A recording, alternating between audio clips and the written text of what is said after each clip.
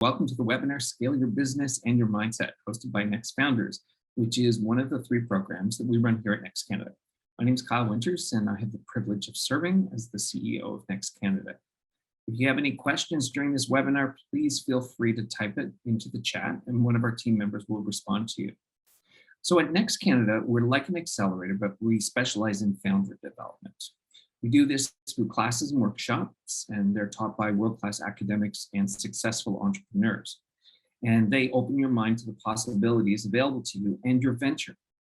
We're currently recruiting for our next cohort of Next Founders, and Next Founders will begin in May.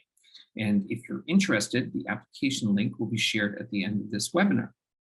So, how to scale your business and know your limitations. It's critically important. Our program, Next Founders, was specifically built for entrepreneurs who are ready to scale. They're ready to grow. And today, we're here to talk about 5 things that we've seen that's needed to scale your business.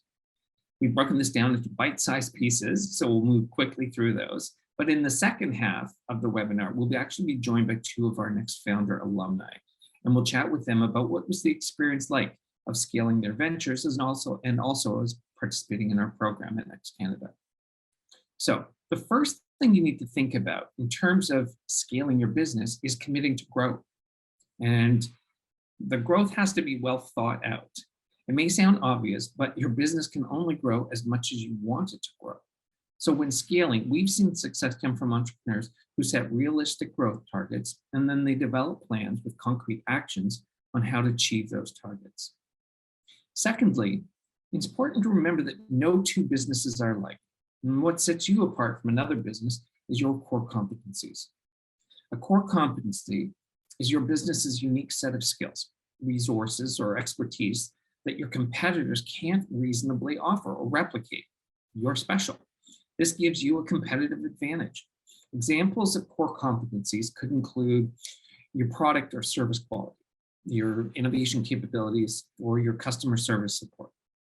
While businesses can and sometimes do scale without identifying their core competency, we advise that you don't skip this important step. Work with your team to define your core competencies, because by capitalizing on those, you're going to be able to strengthen your position in the market and outperform your competitors. So the third issue is to establish your standardized processes.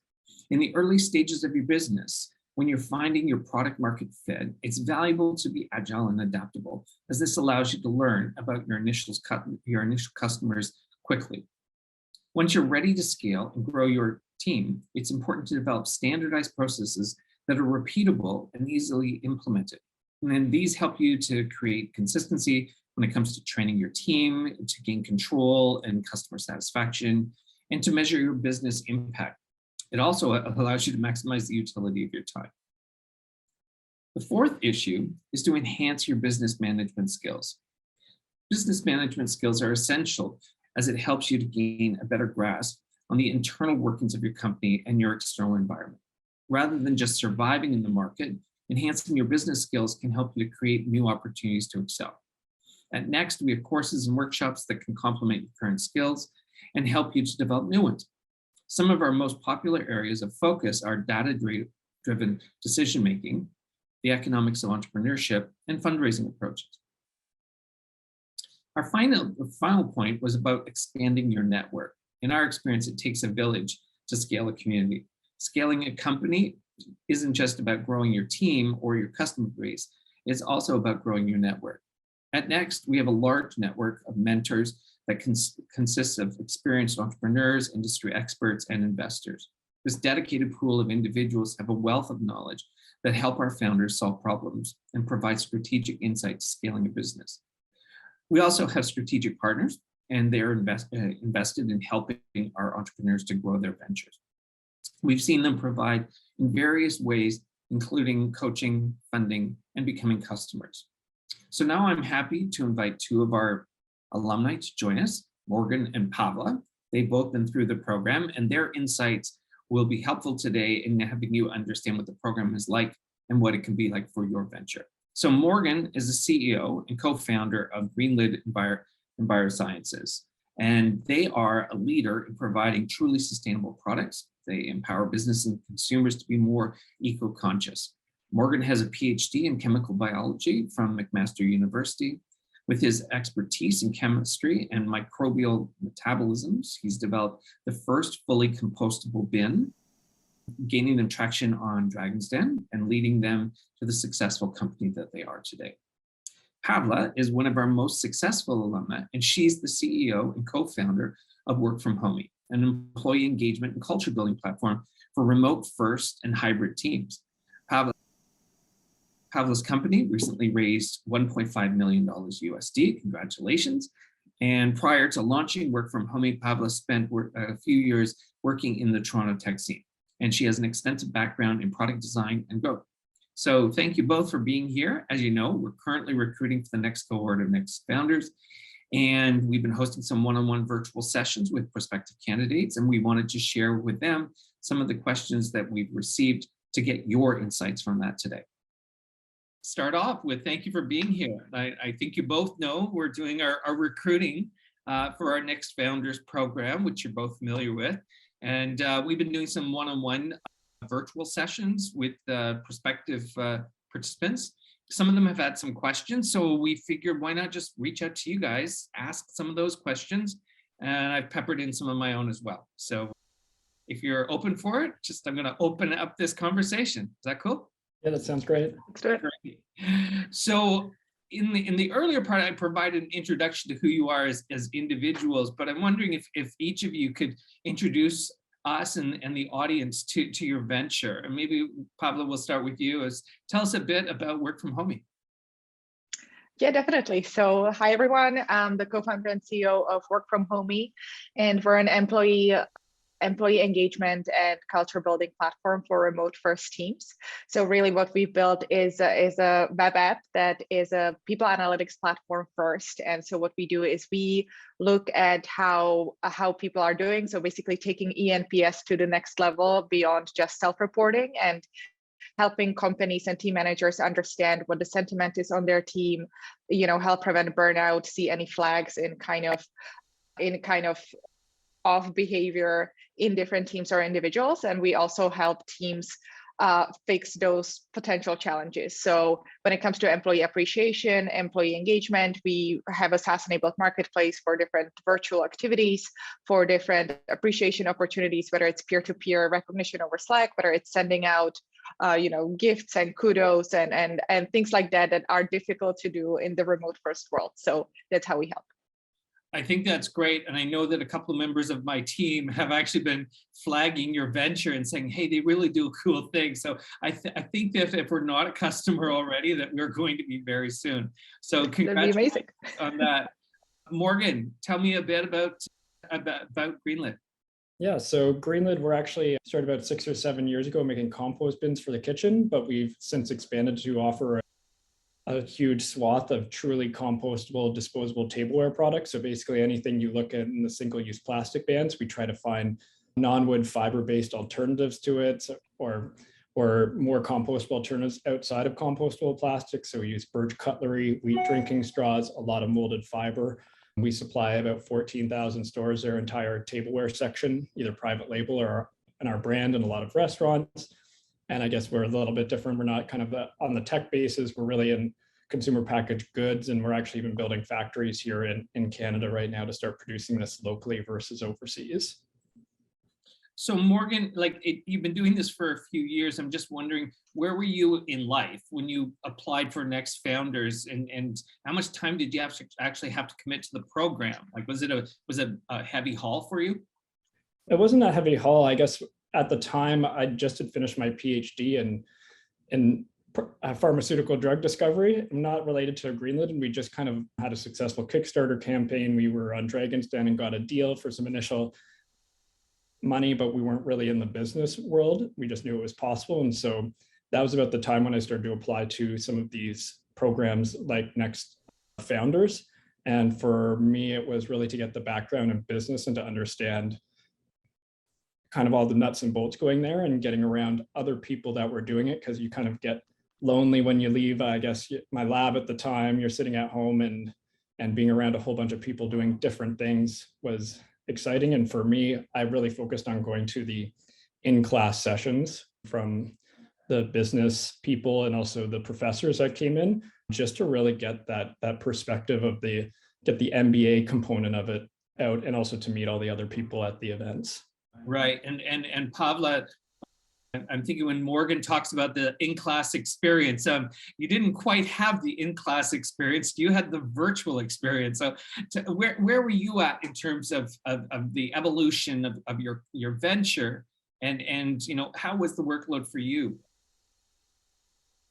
Yeah, definitely. So for us, where we were just graduating from an accelerator. That was really our first kind of formal step at what we were doing with Work from Homie at the time. So I think the company was about 6 months into its existence, very, very early days. We had a first handful of paying customers. We were headed into our seed round, our fundraise, which took place. Basically, it overlapped with the Next Founders program by quite a bit, which was actually great because a lot of the programming is kind of a la carte. And I think for somebody who's been really swamped with fundraising at the time, I was still able to attend some of the key workshops or events, but really where I found the biggest value was in being able to connect with other people that might be at a similar stage with their company, or basically having the access to the network was something super, super valuable, even though it might not have always been in the virtual class experience. But just knowing those people are there and being in the Slack channel really was just amazing. Mm-hmm. So I know that you and Morgan have both raised funds, and I'm just wondering, was there anything about the program that either gave you more confidence or that opened the network in terms of that activity of fundraising? Did Next provide anything for you in that respect?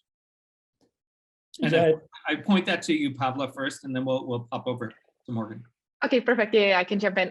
So definitely on the confidence side, I specifically remember having one of those breakout sessions with one of the professors, and he's been very kind and encouraging. And I know there's always this Canadian-US rivalry in terms of how we as founders see ourselves, what we ask for when it comes to fundraising and whatnot. And I think that has really helped me, stand my ground all throughout the successful fundraise. So that's been amazing.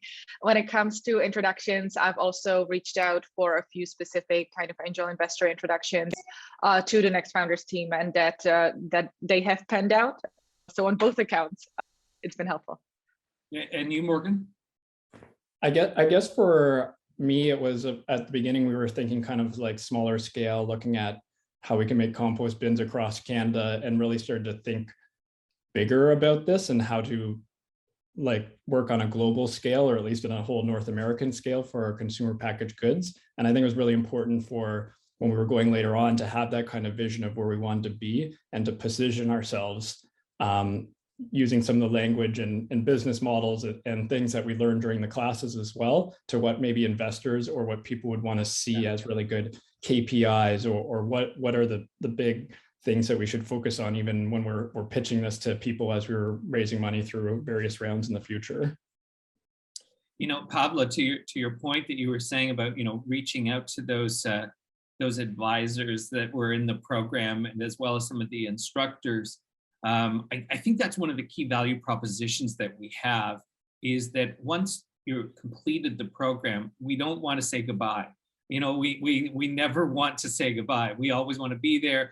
And if there's something that we can do, for Morgan 4 or 5 years down the road, fantastic. And some of our most engaged alumni right now are those who are actually, looking at deal flow, and they need advice. And so they come back to a couple of their instructors and say, can you spare a half an hour and help me at this point? And it's really great to see, the ongoing relationship as you finish the program and then continue to succeed. So tell me a bit about the program itself. How did it help you grow, both as business leaders, but as leaders within within your sector? Morgan, why don't you do that? Well, I think being around other really driven people is really, and in various industries, is really important, and it's what I've kind of continued on even to this day. The relationships I had there, because it's not necessarily, we're still in Greenlid, but it's not necessarily always going to be my same venture. So really, what I got out of the program was coming in there and learning as much as possible, but also getting the breadth of other people's experiences and what they were doing and what was interesting. So it kind of makes your imagination go a little bit more, and it makes you dig a little bit deeper as you go. Mm-hmm. And Pavla? Everything that Morgan has said. And I think in addition to that, for both me and my co-founder, we're both new Canadians. So really the concept of network and access to people that might have gone through similar stages of building a company before, for people exactly that might not even be in the B2B SaaS space that we're in, but have gone through the motions of building a company or raising funds or getting in touch with the right people. Just being in that environment has been really, really, really helpful. And I'm wondering from both of you, if you can think back on the time in the program, was there a piece of advice or insight that one of your mentors or one of your instructors gave you that stuck with you over time? Maybe Morgan, if you wanted to start us off. I really think it's the idea of being bigger than just Canada. I'll keep going back to that point, but I think and also when kind of structuring and making us feel like we should be doing more than just trying to look at these markets and try to compete on the bigger stage, ask for the more money, bigger valuations, be a little bit more bullish, I think, because a lot of other people in different countries or in the US act a little bit more American than us Canadians, I guess. And it's to step up to the plate and actually make that big difference. And Morgan, what other countries have you explored as potential distribution hubs? Or well, we make a number of biodegradable compostable products. So we actually are launching in Australia now under the Greenlid brand for our compostable products, but we also make biodegradable mosquito and insect traps.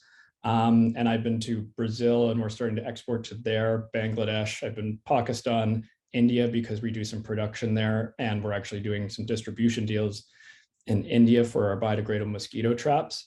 And then looking to move into Europe very shortly, just once we get all our manufacturing in-house here in Canada, because the supply chain's all messed up from overseas. So the faster we can repatriate that here, the faster we can expand elsewhere. So keeping with the international theme, Pavla, you're in the Czech Republic right now, but tell me a bit about the best advice from an advisor that you got in the program. I think some nuggets of advice definitely revolved around confidence, as to echo what Morgan was saying. That's definitely been key. And as founder, it might sound simple, but there's never enough of that we can receive as entrepreneurs. So that was definitely super, super helpful. And I think the other piece of it was just a constant reminder to kind of do our homework and stay on top of our game by understanding how the world really works and how everybody's time is valuable. And it's just really important to be, whether it's asking for an intro or whether it's doing some sort of competitive analysis, just like understanding that these are standard practices and there's really no way around it. So let's think for a moment. We just talked about the advice that's been given to you. Let's turn the tables. Now, like your parents' best friend's son or daughter is thinking about coming to Next Founders. What is the piece of advice that you would give them? If you could sit them down and say, here's what you really need to think about as you're going into this program, Pavla. I feel like I should know the answer because I've actually been reached out to by a few members that have come after us into the Next 36 programs or other programs, which is really nice. And it really confirms what you had mentioned earlier, how the Next Alumni Network is really, really active. I have personal experience with that. So definitely true. So I'm trying to think back, what had I shared with them and was it useful? But I think it's definitely, some of the advice that we've been given, just keep at it, basically, not let the minor inconveniences or somebody questioning the concept or the stage that shouldn't be off-putting for somebody that's super passionate about what they're doing. And I think the other piece would be just to stay focused on what's really, really important at the time for the venture. So whether it's acquiring customers, whether it's focusing on the product, because in business there's always so many possible things to focus on, and it's impossible to do them all. So not being afraid to stay your course. Right. Morgan, what about you? I think it's to go to the sessions and become connected in with the network of your class and beyond that, because even those are really like, the network is one thing to go in and start asking maybe people that are 10 or 20 years your senior to like give you introductions to venture capital, but your real true network is going to be those that come up kind of with you. And even like 2 weeks ago, I was down in Costa Rica and found out there was someone from Next Canada there. I ended up meeting with 6 or 7 people and saying hi and hanging out, and they're all into doing new ventures, and you kind of spitball different things. And so that's actually really, the network is there. So it's not about extracting maybe some introductions here or there, but get there, get to know people, and it's going to pay off in the future. And you're actually going to have fun and have all these colleagues that you're working around with, because ideas come around with people at Next Founders and Next Canada all the time that are truly great. And if you're well in there, you can be involved in those ideas, or if you have an idea, you can bring in those people around you to help you make it a reality. That's a great insight. So I've got a question, and it kind of comes back to, I've heard Reza, and I'm not going to try to quote Reza, but I've heard him use this definition of entrepreneurship and really this, this resilience, not having all the resources. You don't have everything you need, but pursuing it, with sort of like a relentless pursuit. And I'm just wondering, in terms of achieving what you've achieved, can you give me a moment in your history where you didn't have everything you needed, and you're like, okay, oh crap, how am I going to solve this problem? And I'm wondering, Morgan, from your experience, where you're like, here's the Band-Aid, here's what I'm going to do to fix this thing. Well, I think when you get into like those times when we're almost going bankrupt and you realize there's really no other opportunity but to hustle a lot, I think the biggest important thing is momentum as well. It's really hard to start raising money again if you need it, if you don't continually going on. So if you kind of fall back, I think Ajay once said was like, okay, well, you guys got Canadian Tire on board and Home Hardware on board, like, but if you don't get another one very soon, like momentum stops and people don't become interested anymore. So I think that's part of it. We've been up against the wall, almost bankrupt several times. Luckily, we've been able to hustle it out, and people believed in us, even if some of our product and sales weren't reflective of that, and it's proved to be successful. So I think you need to be personal with everyone so that when you get back to those corners that they want to help you out, it's not about the money, but they want to help you out. Morgan, as a fundraiser, you're preaching to the choir. I hear you. I've been in that situation many times, and you really you've got to keep the pipeline warm and ensure that the deal flow is flowing. In fact, Pavla, what about you? A moment where you thought, I've got to come up with a creative solution. Yeah, there's a lot of those moments quite frequently for us all, I'm sure. So there's a lot of up and down. So I think what's really key is just staying positive. I think all of us as entrepreneurs, we kind of have to, because it's tough out there. So I think that's one thing that's important to keeping going. And the other thing is really realizing that oftentimes one might wonder what happens if we don't, sign this big customer that we think is about to close and all that. And that's really important to having that plan B, but it's also important to keep in mind that, what if it does work out, and kind of keeping in mind that vision of building the decacorn and all of that good stuff that we really want to achieve. And in those moments, being able to lean in on your coworkers or people in your network, just knowing that you have people with you that will, exactly as Morgan was saying, will stay with you through the hustle. So for example, when we were doing earlier this year, or actually last year, when we were going through our first product hunt launch, it was a very much last minute project, and we ended up in the top 10 for the day. It ended up being very successful. We acquired a bunch of new users. It was amazing, but it was all through the fact that we were able to tap into our network, talk to our friends. Next founders were part of that, and actually the all of Next, where we were able to ask for support, ask for last minute advice, and we received. And obviously we're trying to reciprocate that moving forward. So having these people around, very, very important. And I think maybe I'll just add on, where more specifically in recent years, where when you're going for some of the big customers, like we were doing We ended up landing CVS, the major customer that wanted to launch a full product line in 8,000 stores in about 3.5 months.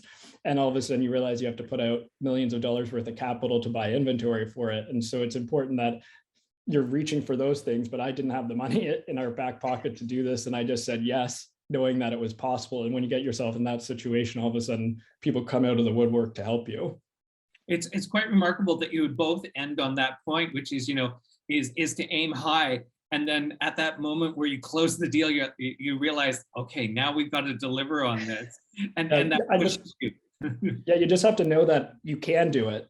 Yeah. Even if you don't have all the resources. So I don't worry about that. My business partner, Otto, I say I'm like the future person, and he's like in charge of resources and the present day running of the business. Exactly. Well, listen, I wanted to thank you both. This has been a great conversation. And if I'm permitted to say this, I'm proud of you both. You're doing great things. And you're shining examples of what can happen in the Next Founders program. And I appreciate you taking out the time today to chat with these prospective program participants. And we hope that they're enthused and encouraged to participate in the program that you both did. Yeah, thanks for having us. And I just think anybody that's out there looking to join, this is a really important personal move for you. It's not about your company. It's about you for the future. So it may help your company in the short term, but yourself and your success in the long term, I think, can be greatly affected by joining Next Canada. Thanks, Morgan. Thank you, Pavla. Have a great day. Thank you so much. Thanks. Bye. We're a food manufacturer based in Toronto. We make some of the most nutrient-dense, high-quality snacks on the market. I guess I'm at a position where I really wanted to just be helped to kind of go to the next level. So I was in Next Founders. I never actually got to get an MBA or go to business school, so I thought that it would be a really nice experience to kind of get to have a condensed MBA with other business individuals.